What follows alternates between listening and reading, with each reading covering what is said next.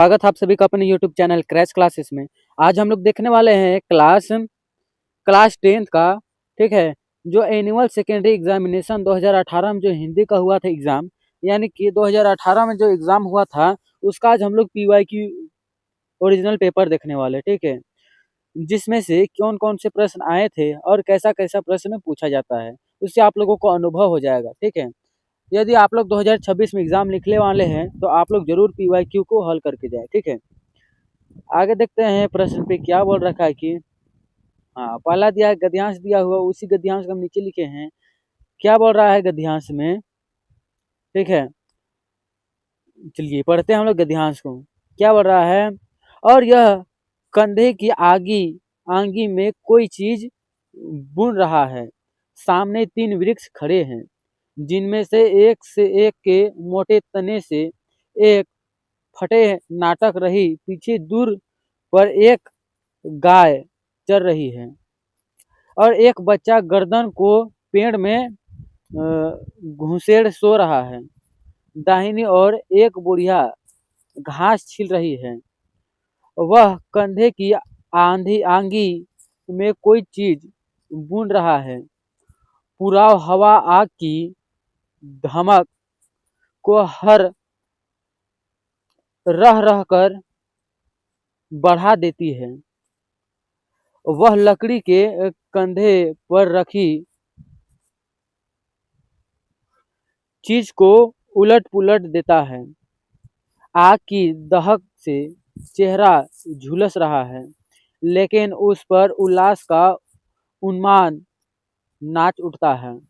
रह कर वह आग के घेरे के आगे कोई चीज बुन रहा है, जो दूर पर कोई कोसों में ही छाए जा रहे हैं, और दोरों का एक बड़ा झुंड उसकी धरती में पड़ रहा है।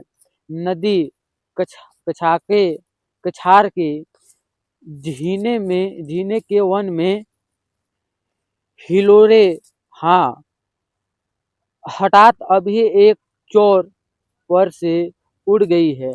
हवा की तेज पंखों से आती सी पीली सी गांव की धुंधली छाया की पृष्ठभूमि में तो दाड़ के पेड़ गवर्नत मस्तक उठाए झूम रहे हैं, और वह बड़े जतन से कंधे की आंगी में कोई चीज बन रहा है, ठीक है। ये जो पद्यांश दिया हुआ था गद्यांश, उसको हम लोग अच्छे से पढ़ लिए हैं।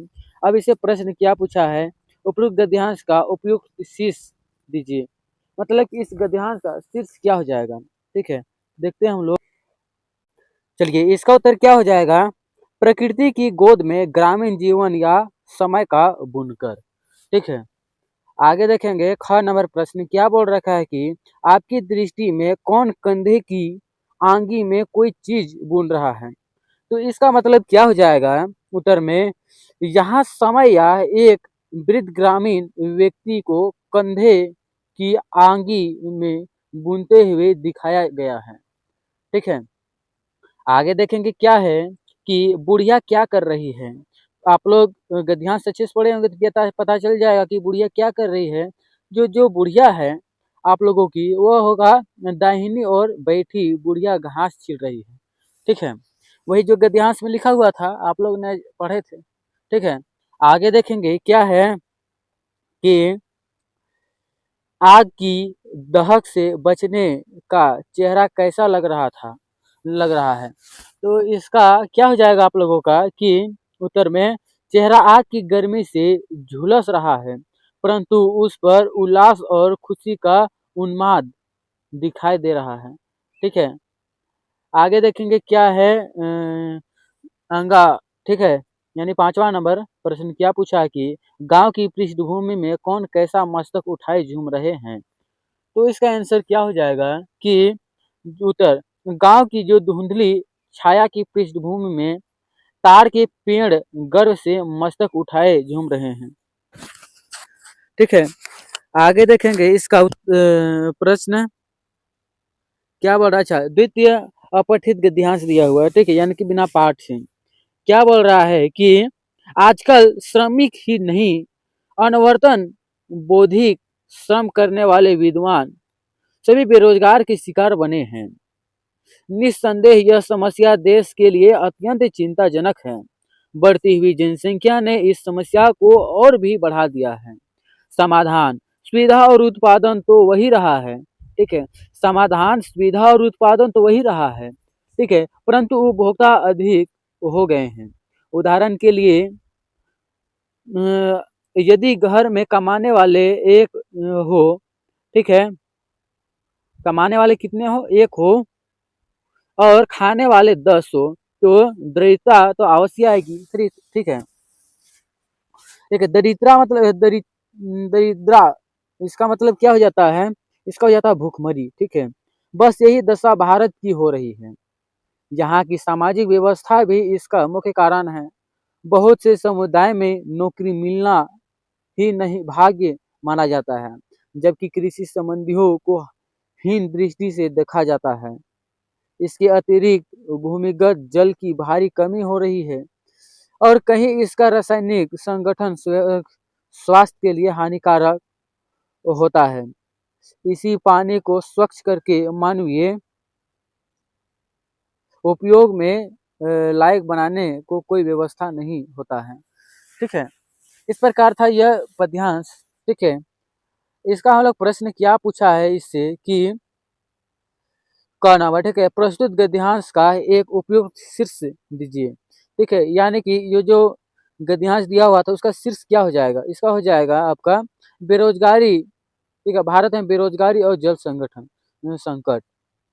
आगे देखेंगे हम क्या है कि पहले सब जगह सुलभ पानी अब दुर्लभ क्यों हो गया है, ठीक है।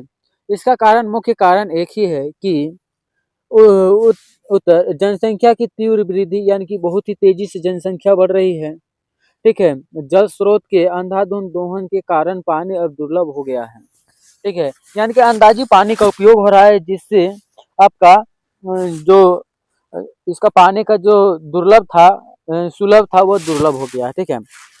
आगे देखेंगे ग नंबर प्रश्न क्या किया, आज जल एक बहुमूल्य संसाधन क्यों बन गया है। तो जो आज है बहुमूल्य जन संसाधन क्यों बन गया है जल, इसका एक ही कारण है, क्योंकि शुद्ध पेयजल की मात्रा कम हो रही है और बिना जल के जीवन संभव नहीं है, इसलिए यह अत्यधिक कीमती हो गया है, ठीक है। आगे देखते हैं क्या कि नागरिकों में पेयजल की व्यवस्था किस प्रकार की जाती है। नागरिकों में पेयजल की व्यवस्था किस प्रकार की जाती है, तो इसका उत्तर क्या हो जाएगा, नागरिकों में पेयजल की व्यवस्था सरकारी जल निगमों द्वारा पाइपलाइनों और ट्यूबवेल के माध्यम से की जाती है, ठीक है। आगे देखेंगे क्या है कि 5वां नंबर, नगर में झुग्गी झोपड़ी बस्तियों में बीमारी का क्या कारण है। तो इसका उत्तर क्या हो जाएगा, इन बस्तियों में स्वच्छ पानी का अभाव है और रासायनिक रूप से दूषित पानी का उपयोग बीमारियों का मुख्य कारण है, ठीक है। आगे देखेंगे हम 6 नंबर प्रश्न क्या बोल रहा है कि उपयोग का विलोम शब्द होगा। तो उपयोग का विलोम शब्द यानी उल्टा क्या हो जाएगा, दुरुपयोग, ठीक है। आगे देखेंगे क्या है ज नंबर प्रश्न, जनसंख्या कौन समास है। जनसंख्या यानी कि जनों की संख्या, ये हो जाएगा आपका तत्पुरुष समास, ठीक है। यानी कि दोनों में जोड़ का अभाव आएगा, वह हो जाएगा आपका तत्पुरुष। जैसे कि विद्या का आलय, ये हो जाएगा तत्पुरुष। इसी प्रकार से ठीक है, राजा का पुत्र, ये सब तत्पुरुष में आ जाता है। निबंध लेखन किसी एक विषय पर, मतलब कि ये जो दिया हुआ है निबंध, ठीक है, तो उसपे एक विषय पर लिखना है निबंध। तो मैं इस पे लेकर आ गया हूँ कि बिरसा मुंडा पर संक्षिप्त निबंध लिखे, ठीक है। बिरसा मुंडा पे संक्षिप्त निबंध लिखना है, क्योंकि हम झारखंड के निवासी है, ठीक है। इसलिए आप लोगों को झारखंड के बारे में जान जाना चाहिए, ठीक है, कि बिरसा मुंडा कौन होते हैं, इसका जन्म कहाँ हुआ, कैसे हुआ था, संघर्ष कैसे किए, ठीक है। इसलिए बिरसा मुंडा के बारे में हम लोग लिखते हैं। क्या बोल रखा है कि पहला लाइन में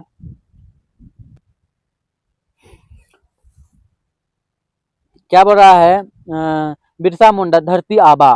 ठीक है, बिरसा बिरसा मुंडा को हम लोग धरती आबा भी कहते हैं। ठीक है, आप लोगों को निबंध में लिख दिया कि धरती आबा के बारे में निबंध लिखे। आप लोगों को आराम से लिख लेना है धरती आबा के भी बारे में। ठीक है, आगे देखते हैं क्या भूमिका पहले।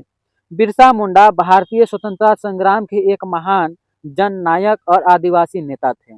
कौन कौन थे? एक महान जननायक और आदिवासी नेता। उन्होंने धरती आबा जगत पिता के नाम से जाना जाता है। उसे धरती आबा जगत पिता के नाम से जाना जाता है। ठीक है, आगे दूसरा पॉइंट में क्या होता है, बाल्य अवस्था में शिक्षा। ठीक है, ये आप लोग पॉइंट बना बना के लिख लीजिएगा।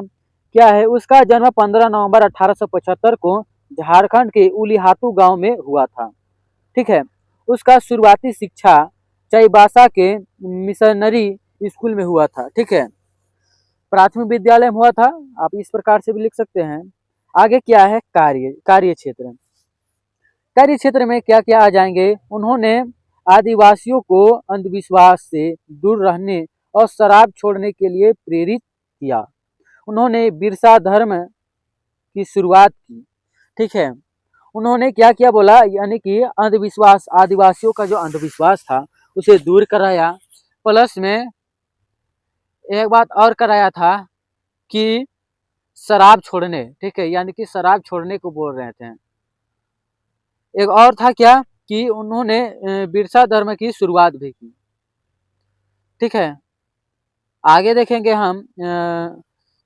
आगे प्रश्न क्या है कि टॉपिक क्या है, अंग्रेजों से संघर्ष। ठीक है, अंग्रेजों से कैसे संघर्ष किए, तो क्या हो जाएगा इसका उत्तर, बिरसा मुंडा ने अंग्रेजों के शोषण और जमींदारी प्रथा के खिलाफ उन्मूलन यानी कि विद्रोह का बिगुल फूंका। उन्होंने नारा दिया, अबुआ डिसूम, अबुआ राजा, हमारा देश हमारा राज्य। ठीक है,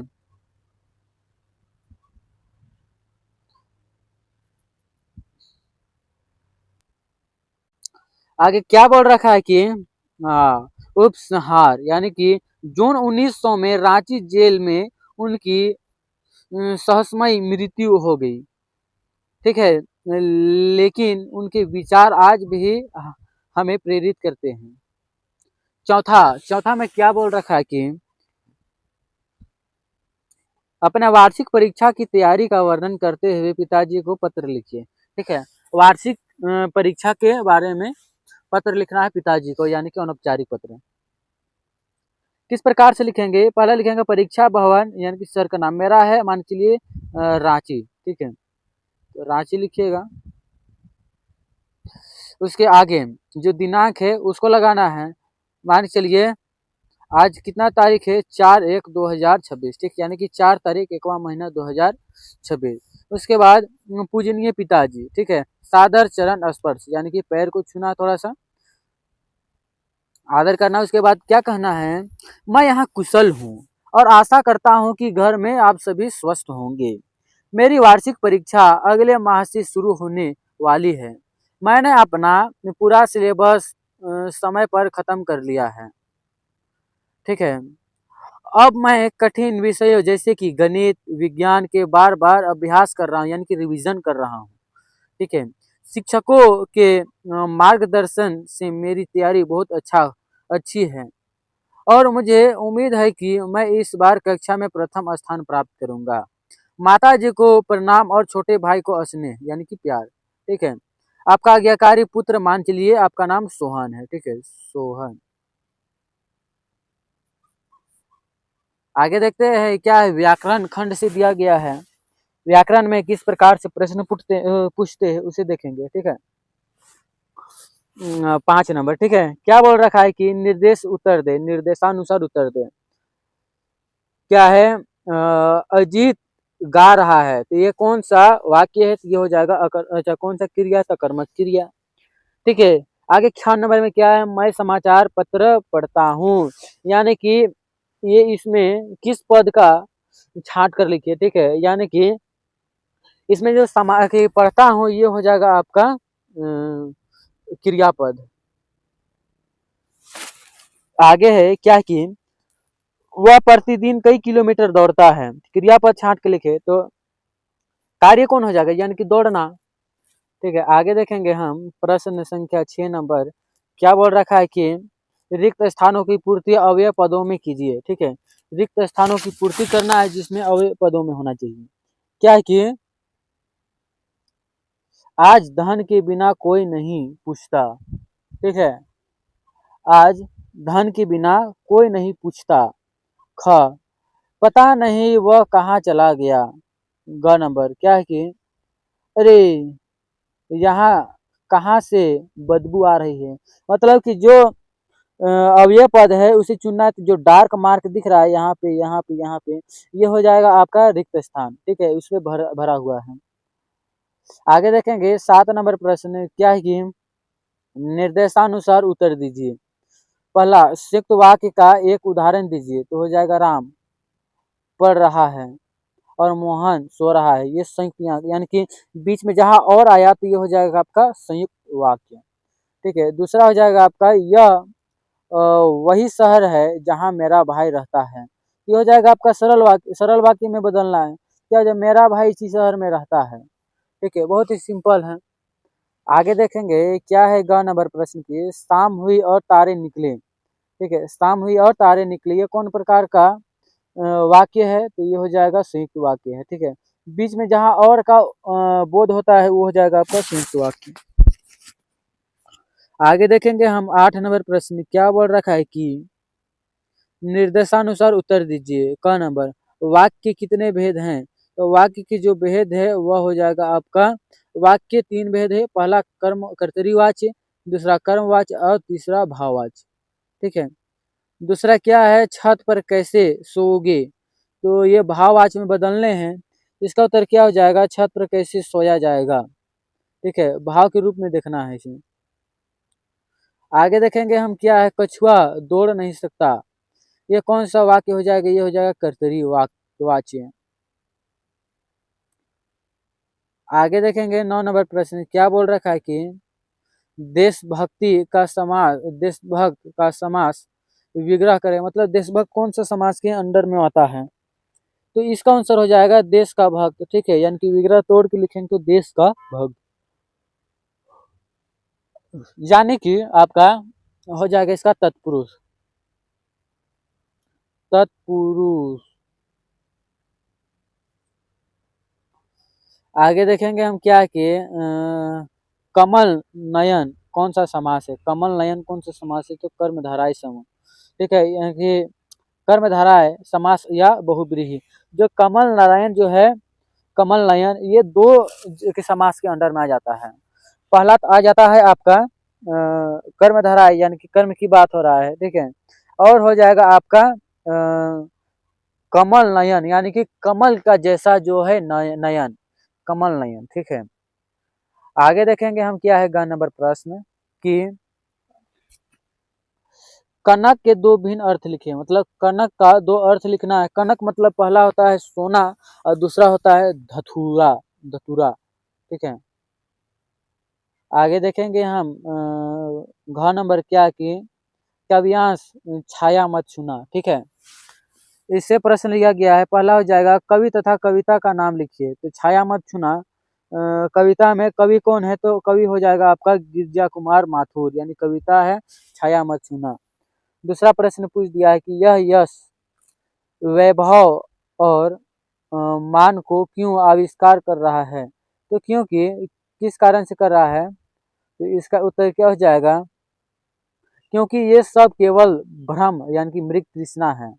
मृग तृष्णा मतलब जानते हैं ना, यानी भ्रम। ठीक है, इसके पीछे भागने से मन को केवल दुख मिलता है। आगे देखेंगे क्या है, मृग तृष्णा किसे कहते हैं।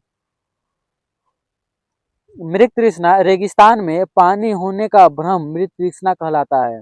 मान के चलिए आप कहीं रास्ते में जा रहे हैं। ठीक है, यानी काला वाला रास्ता में। ठीक है, उस पर आप देखिएगा कि रास्ता के आगे में पानी जमा हुआ दिखेगा, लेकिन आप सामने जाइएगा तो उस पर पानी नहीं रहता है। ठीक है, इसी प्रकार से रेगिस्तान में चिलचिलाती धूप में जब हिरन खोजती है पानी, तो पानी के तलाश में बहुत दूर दूर चली जाती है। लगता है कि आगे पानी है लेकिन मिल नहीं पाता है। तो किसके कारण से, छलावा के कारण से। ठीक है, यानी मृग तृष्णा के कारण से। आगे देखेंगे क्या है, का अर्थ सुख सुविधा का भ्रम है। ठीक है, आगे देखें ग नंबर क्या, हर चंद्रिका में छिपी एक रात कृष्णा का अर्थ लिखे। इसका उत्तर क्या हो जाएगा, इसका अर्थ है कि हर सुख चांदनी रात के बाद दुख काली रात का आना निश्चित है। ठीक है, आगे देखेंगे 11 नंबर प्रश्न क्या बोल रखा है कि गोपियों ने किन किन उदाहरणों के माध्यम से उद्धव को उहालने दिए। तो किन किन कारणों से उहालने दिए, तो पहला कारण हो जाएगा कमल के पत्ते, तेल की गागरी और गुड़ से लिपटी चींटी के उदाहरण से। ठीक है, ये सारे उदाहरण देखें। आगे देखेंगे क्या है ख नंबर, श्री ब्रज दुल्ह किसके लिए प्रस्तुत है। ये जो है आप लोगों के कृष्ण के लिए उन्हें संसार रूपी मंदिर का दीपक कहा गया है। ठीक है, आगे देखेंगे क्या है, फसल को हाथों के स्पर्श की गरिमा और महिमा क्यों कहा गया है। तो क्यों कहा गया, इसका उत्तर क्या हो जाएगा, उत्तर में क्योंकि फसल किसानों की कड़ी मेहनत और उनके हाथों के स्पर्श की परिणाम है। ठीक है, आगे देखेंगे हम क्या है कि घ नंबर प्रश्न, लक्ष्मण के स्वभाव की विशेषता लिखिए और उत्तर दीजिए। तो उत्तर क्या हो जाएगा, लक्ष्मण वीर, क्रोधी और निडर, राष्ट्रवादी और वाकपटु थे। ठीक है, आगे देखेंगे हम क्या है 12 नंबर प्रश्न की क्या बोल रहा है, मृग तृष्णा किसे कहते हैं, छाया मत छूना कविता में इसका प्रयोग किस अर्थ में हुआ है। तो इसका उत्तर एक ही हो जाएगा कि रेगिस्तान में चिलचिलाती धूप में जब दूर से रेत पानी की तरह चमकती है तो उसे प्यासा हिरन उसे पानी समझकर उसके पीछे भागता है, उसे मृग तृष्णा कहते हैं। कविता में इसका प्रयोग छलावा या भ्रम के अर्थ में हुआ है। ठीक है, कवि बताना चाहता है कि बीते हुए सुखद समय को याद करना और दुनिया के सुख के पीछे भागना केवल एक भ्रम है। ठीक है, जो जिससे खाली दुख मिलती है। आगे देखेंगे हम ख नंबर प्रश्न क्या है कि अपने किसी मित्र को स्वभाव की विशेषताएं लिखिए। ठीक है, किसी भाव के बारे में विशेषता लिखने बोल रहा है, स्वभाव के बारे में। तो चलिए हम लोग लिखते हैं, पहला क्या हो जाएगा, अपने की, हाँ वही है जो विशेषता, मेरे मित्र का स्वभाव बहुत ही सहयोगी और मिलनसार है। वह संकट के समय हमारे धैर्य से काम लेता है और दूसरा की मदद के लिए तत्पर रहता है। उसकी सबसे बड़ी विशेषता उसकी ईमानदारी और मृगभाषी होना है। ठीक है, आगे देखेंगे 13 नंबर क्या है कि गद्यांश के आधारित प्रश्न, फादर कामिल बुल्के, मतलब कि गद्यांश दिया हुआ था, इस पर सर्च नहीं हुआ। ठीक है, टाइप नहीं हुआ, इसके लिए माफ़ी चाहता हूँ, लेकिन उसका मैं उत्तर बता दूं क्या हो जाएगा, पाठ के लेखक का नाम क्या है, मतलब फादर कामिल बुल्के। ठीक है, इसका जो लेखक का नाम क्या हो जाएगा आप लोगों का, पाठ का नाम मानवीय करुणा की द्विचमक। ठीक है, लेखक का नाम हो जाएगा श्रीश्वर दयाल सक्सेना। खा नंबर देखेंगे क्या कि किसे सबसे अधिक छायादार फल फूल भरा कहा गया है कि और क्यों। ठीक है, भरा गया है तो ठीक है, लेकिन क्यों कहा गया है भरा, इसका उत्तर क्या हो जाएगा आप लोगों का कि जो फादर कामिल बुल्के को सबसे अधिक छायादार और फल फूल का भरा कहा गया है, इसे इसलिए क्योंकि इनका व्यक्तित्व बहुत विशाल था और वे अपने संपर्क में आने वाले हर व्यक्ति पर अपने ममता और प्रेम की छाया रखते हैं। आगे देखेंगे क्या है, मानवीय करुणा की दिव्य चमक लहलाने वाले किसे कहा गया है। तो इसका हो जाएगा आप लोगों का उत्तर, यह फादर कामिल बुल्के को कहा गया है कि उनके हृदय में मानवता के प्रति असीम प्रेम और करुणा थी। ठीक है, किसके पीछे, तो मानवता के प्रति। ठीक है, आगे देखेंगे हम घ नंबर, यज्ञ की पवित्र आग की तरह कहने का क्या आशय है। तो इसका कहने का एक ही आशय था कि इसका आशय यह है कि अच्छा जिस पर अग्नि पवित्र होती है, ठीक है, वातावरण को शुद्ध करती है, उसी प्रकार फादर की उपस्थिति और उनकी यादें लोगों के मन में पवित्रता और शांति से भर देती थी। आगे देखेंगे हम 14 नंबर प्रश्न, क्या है कि बाल गणेश भगत की दिनचर्या लोगों को अड़चन का कारण क्यों थी। तो इसका कारण का बहुत सारा था, लेकिन मैं इसे विशेष करके देखता हूँ। क्या है कि भगत जी की दिनचर्या बहुत ही कठिन और नियमबद्ध थी। वृद्धावस्था में भी वे सुबह जल्दी उठकर 2 मील दूर नदी स्नान कर जाते, कबीर के पदों को गाते थे और खेती बाड़ी का काम पूरा निष्ठा से करते थे। उनकी इस अटूट साधना और ऊर्जा को देखकर लोगों को हैरान हो जाता है। ठीक है, आगे देखेंगे। ख नंबर क्या बोल रखा है कि बिस्मिल्लाह खां को शहनाई का मंगल ध्वनि का नायक क्यों कहा गया है। ठीक है, ये बहुत सारा बार बार रिपीटेड प्रश्न इसी प्रकार से पूछे जाते हैं, इसलिए आप लोगों को घबराना नहीं है। आप लोगों को रिपीट आ रहा है तो कोई बात नहीं, आप लोगों को इसी बहाने तो याद तो हो रहा है ना। ठीक है, क्या है कि शहनाई एक ऐसा वाद्य यंत्र है जो शुभ अवसर जैसे कि शादी त्योहार पर बजाया जाता है। बिस्मिल्लाह खान ने इस वाद्य तरह यंत्र को वैश्विक स्तर पर पहचान दिलाई। ठीक है, उनकी शहनाई से निकलने वाले स्वर अत्यंत पवित्र और मांगलिक होते हैं, इसलिए उन्होंने इसका नायक कहा गया है। आगे देखेंगे हम 15 नंबर प्रश्न, क्या है कि किन महत्वपूर्ण आवश्यकताओं को पूर्ति के लिए सुई धागे का आविष्कार हुआ। तो सुई धागे का आविष्कार क्यों किया गया। ठीक है, तो इसका उत्तर क्या हो जाएगा। शरीर को ढकने और ठंडा गर्मी से सुरक्षा के लिए कपड़ों को आपस में जोड़ने के लिए आवश्यकता पड़ी, जिसकी पूर्ति के लिए कोई धागे का आविष्कार हुआ ही नहीं था। अच्छा, आविष्कार हुआ। ठीक है, आगे देखेंगे क्या है। तब की शिक्षा प्रणाली और अब की शिक्षा प्रणाली में क्या अंतर है। तो इसका अंतर क्या हो जाएगा। पुराने समय में शिक्षा गुरु शिष्य परंपरा पर आधारित और व्यवहारिक पर जोर दिया जाता था।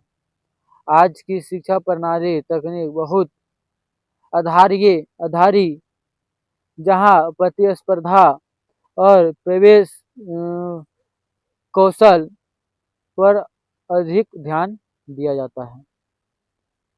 ठीक है, आगे देखेंगे क्या है कि हाँ, देखते ही देखते नई दिल्ली का क्या काया पलट होने पर नई दिल्ली की काया पलट के लिए क्या क्या प्रयत्न किए गए थे। तो इसका उत्तर क्या हो जाएगा। रानी एलिजाबेथ के आगमन के लिए पूरी दिल्ली को सजाया गया होगा। ठीक है, सड़कों की मरम्मत हुई।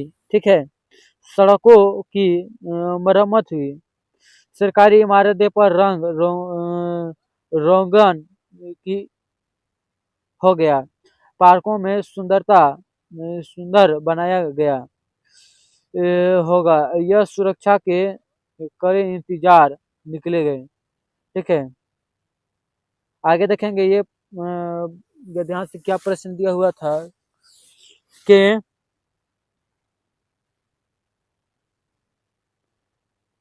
गंगटोक को मेहनत कश बादशाहों का शहर क्यों कहा गया है। तो गंगटोक को मेहनत कश बादशाहों का शहर क्यों कहा गया है। इसका उत्तर क्या हो जाएगा। गंगटोक के लोग बहुत मेहनती है। ठीक है, गंगटोक के लोग बहुत मेहनती है। यहाँ की स्त्री पुरुष और बच्चे विषम परिस्थितियों में भी पहाड़ों पर पत्थर तोड़ते रहे हैं। कठिन श्रम करने के लिए उनकी इसी मेहनत के कारण वह शहर आज भी अपनी प्राकृतिक सुंदरता को बनाए रखना इसलिए चाहता है। ठीक है, आगे देखेंगे क्या है कि 15 नंबर, शहनाई की दुनिया में डुमराव को क्यों याद किया जाता है। ठीक है, जब शहनाई का बात होगा तो डुमराव को याद क्यों किया जाता है, तो इसका कारण क्या था देखते हैं। पहला कारण हो जाएगा, शहनाई को दुनिया में डुमराव यानी बिहार का महत्व दो कारणों से कहा जाता है। पहला, विश्व प्रसिद्ध शहनाई वादक बिस्मिल्लाह खां का जन्म यही हुआ था। दूसरा, शहनाई बजाने के लिए जिस रीड का यानी नरकट का प्रयोग किया जाता है वह डुमराव में सोन नदी के किनारे मुख्य रूप से पाया जाता है। आगे देखेंगे क्या है, विज्ञान का दुष्प्रयोग कहाँ कहाँ और कैसे हो रहा है, तो इसका आंसर क्या हो जाएगा, विज्ञान का दुरुपयोग आज विनाश की हथियारों जैसी परमाणु बम और मिसाइलों के परमाणु निर्माण में हो, जैसा हिरोशिमा में। ठीक है, आगे देखेंगे क्या है कि साइबर अपराध और तकनीक का उपयोग करके लोगों की साइबर अपराध और तत्कालीन का उपयोग कराने लगे। ठीक है, तो इसका हो जाएगा आप लोगों का उत्तर। आगे प्रश्न क्या वाला है, निजता यानी प्राइवेसी में देखने लगे भी विज्ञान के दुष्प्रयोग के उदाहरण है। ठीक है, आगे देखेंगे क्या है कि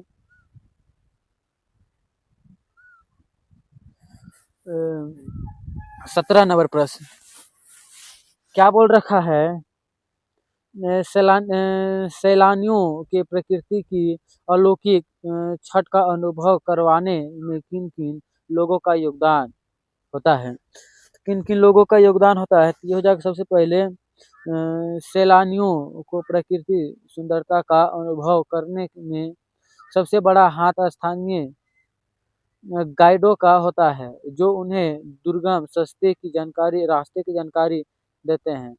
उनके अलावा ड्राइवर जो खतरनाक रास्ते पर सुरक्षित ले जाते हैं, उसे कर्मचारी और होटल कर्मचारी और हाँ स्थानीय लोग जैसे कि पहाड़ों पर काम करने वाले महिला और बच्चे भी योगदान देते हैं, जिनकी उपस्थिति पर उगा की जीवन बनती है।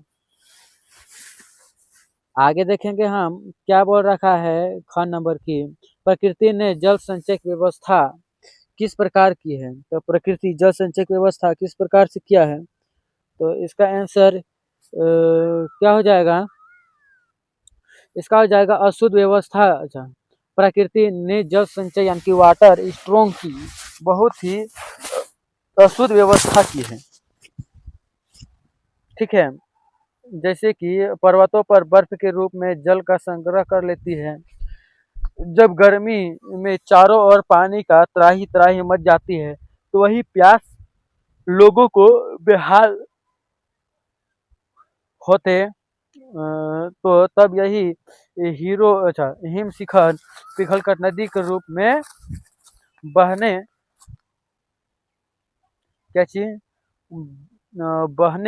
बहकर करोड़ों लोगों को प्यास बुझाती है। ठीक है, आगे और देखेंगे क्या हो जाएगा इसका कि कभी श्वेत तो कभी रंगीन पताकाओं का फहराना किन किन अलग अलग अवसरों की ओर संकेत करता है, तो इसका क्या हो जाएगा, साना साना हाथ जोड़ी पाठ के आधार पर श्वेत पताकाएं वे वृद्ध बुद्धिस्ट, अच्छा तो बड़ा कर लेते हैं, किसी बुद्धिस्ट की मृत्यु पर फहराई जाती, इनकी संख्या 108 होती है, इसलिए उन्हें उतारा नहीं जाता, वे खुद ही नष्ट हो जाता था। यह शांति मुक्ति का प्रतीक था। ठीक है, आगे देखेंगे रंगीन पताका क्या है कि रंगीन पताका ये शुभ नए कार्य की शुरुआत पर फहराई जाती है। यह खुशहाली और उत्साह का प्रतीक है। ठीक है, ये था आप लोगों का मोस्ट वीवीआई प्रश्न। ठीक है, जो आप लोग 2026 में एग्जाम लिखने वाले हैं उसमें से डायरेक्ट इसी प्रकार से और यही प्रश्न पूछे जाएंगे। इसलिए आप लोग इसे PYQ को हल कर ले, क्योंकि ये सारे जितने भी प्रश्न हैं ये पूछे गए हैं, ठीक है। तो आशा बनता है कि ये सारे प्रश्न फिर से पूछ दे, ठीक है। इसलिए आप लोग चैनल पे नए आए हैं तो चैनल पे जाके प्लेलिस्ट बना हुआ है, आप सीक्वेंस में पढ़ाई कर सकते हैं PYQ का, ठीक है। फिर मिलेंगे अगले बेहतरीन टॉपिक के साथ। जय हिंद, जय भारत।